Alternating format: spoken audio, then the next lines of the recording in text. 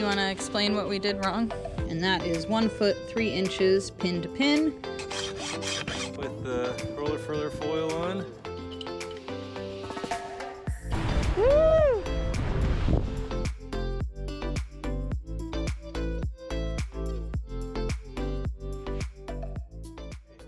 So today we get to install our Schaefer roller furler. We got the 3100 series. When we refitted the mast, we had Ryan make us a new forestay with the long toggle on it. And today we're going to take down this shroud and put it on the dock, and then put all the extrusions for the roller furler on, and then hoist it back up. And next step is getting a new jib made.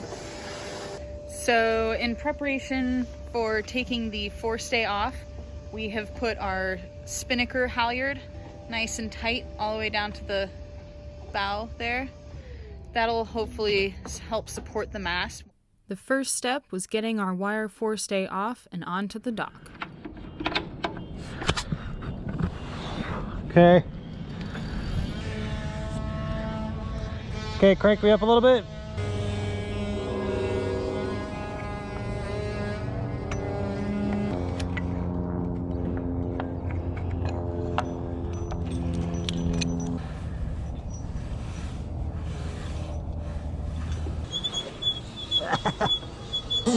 Good job.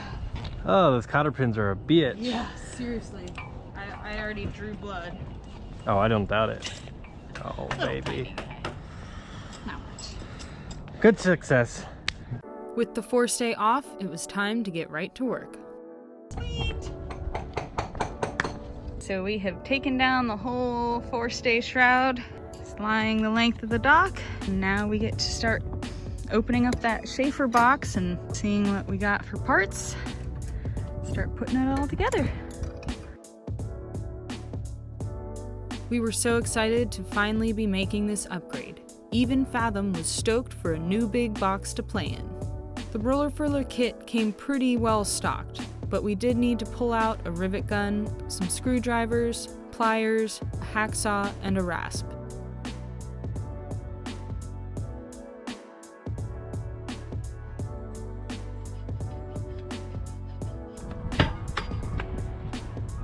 Right.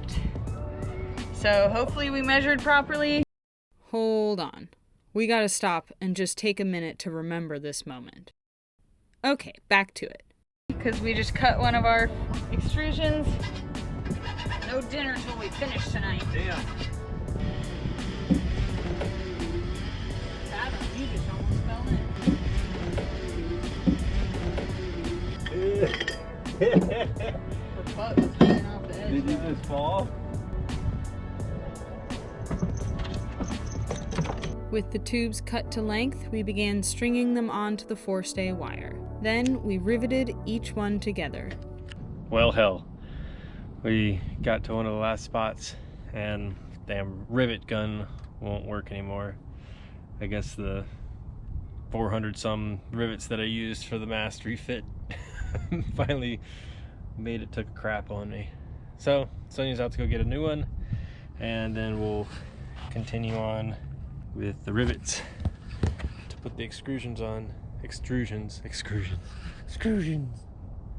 All right, we had a slight detour. Unfortunately, I couldn't really find a different brand. Just found a slightly different model, so hopefully it works better this time.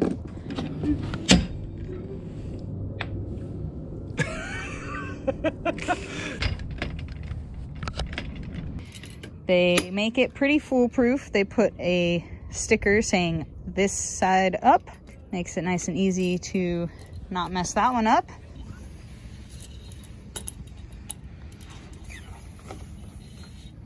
Facing up. Yeah, because you want to be able to feed the sail in. So it says you take the captive screws on the stainless cages and remove them from the lower drum and torque tube. Remove the flathead fasteners from the top and bottom plates. Remove the four flathead fasteners from the side of the lower swivel of the torque tube. What is going on, crazy? Whoa! How excited are you? Freaking stoked, man! We have been waiting for this moment pretty much since we bought Gemini. We knew that we wanted to have a roller furler eventually. Sailing back up the coast from the Channel Islands, we really realized that we didn't want to be putting ourselves at risk. If you're out offshore, it can get kind of nasty, and you really don't want to have to go up to the bow to do a sail change or bring the sail down. So this will really give us a lot more options and a lot more ease of sailing. When we went to convert all of our rigging to synthetic Dyneema rigging, to keep the idea of having a roller furler, we needed to replace that forestay with a traditional wire forestay so that all these components wouldn't chafe on the synthetic rigging. So that is the only wire rigging that we have left on the boat, is the forestay. And the next step after will be getting Hogan Sails to make us a brand new jib. Big things happening here. Big things, Big things. Slide the lower swivel over the integral toggle link and place the stainless steel base through the hole provided in the toggle. So does it want to be like this thick? Okay.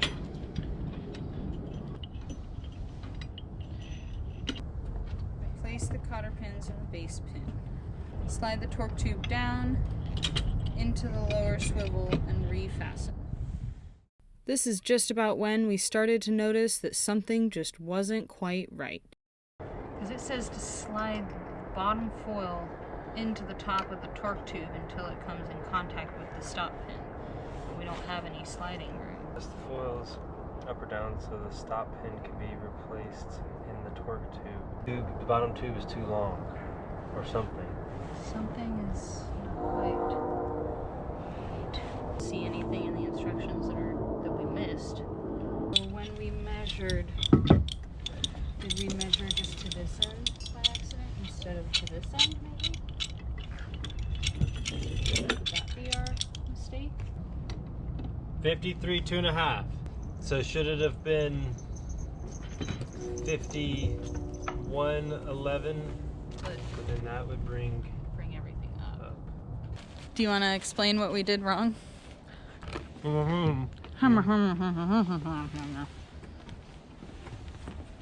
What we did. So we messed up by we're taking the measurement for pin to pin on our shroud, and we had the shroud together with the turnbuckle maxed out, and we had this long toggle on. We measured from the pin down here to the pin up at the head, not the bearing point from the original shroud, before you add this going on. Right, and that is 1 foot 3 inches pin to pin. Of course, we already riveted everything on, so we're kind of hoping that we can cut around our shroud. 1 foot and 3.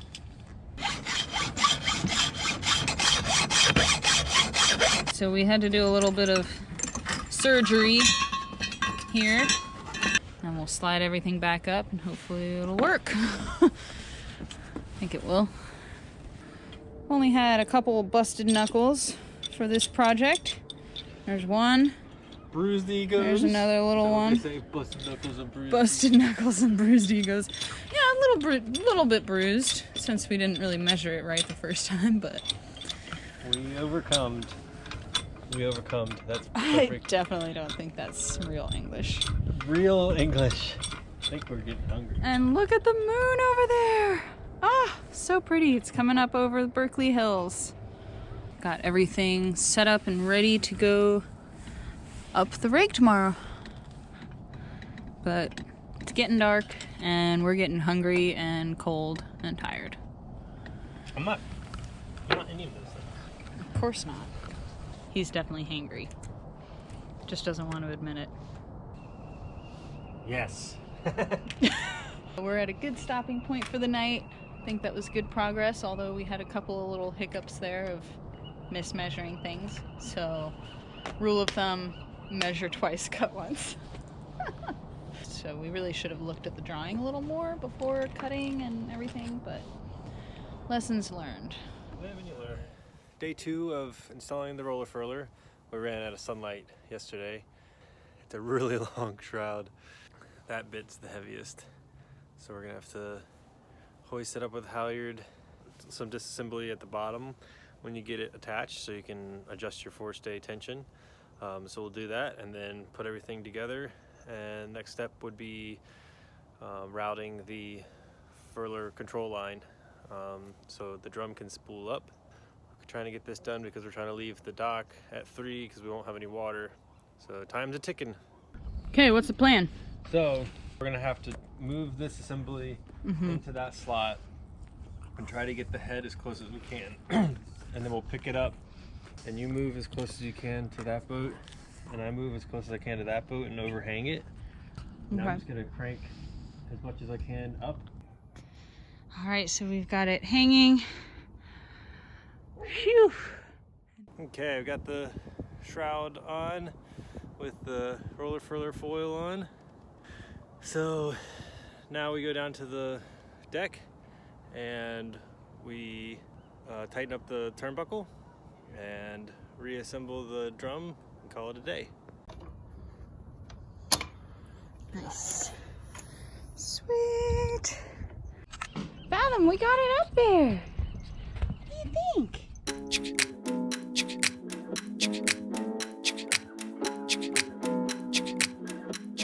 So we just adjusted our turnbuckle and put in our cotter pins, bent them, and then now we have put this whole torque tube back down onto the base drum piece.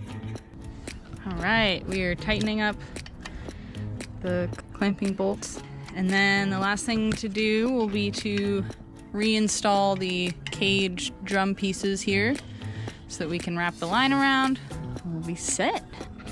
And then I'll probably have to go up the mast and put the little halyard. Yeah, the halyard retainer piece. But it's not like we're putting a sail up anytime soon, so nope. Ooh, yeah.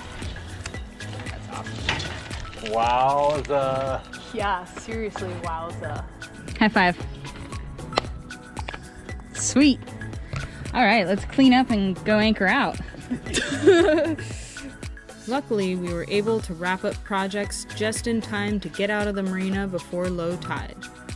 We spent the next couple of days anchored out for Christmas, anxiously awaiting the new year when our jib would be made.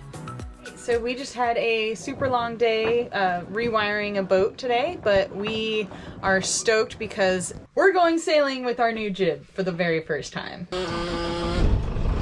What do you think, Kitty? You ready to go sailing?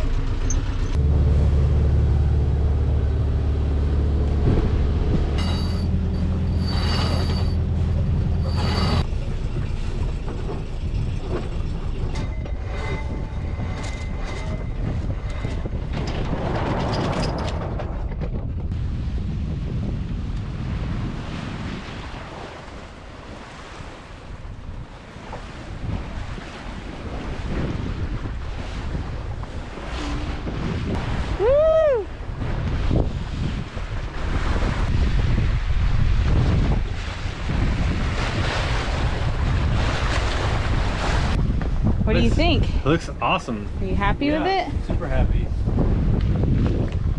Couldn't be a more perfect day to be out here too. Yeah.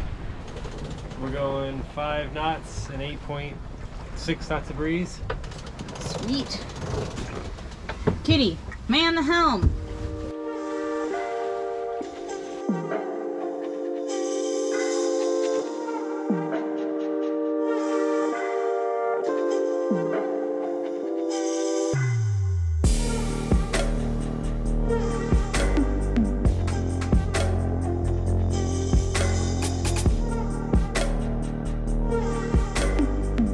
Thanks so much for watching. If you liked our videos, go ahead and hit the subscribe button and tap that bell to be notified for our next video.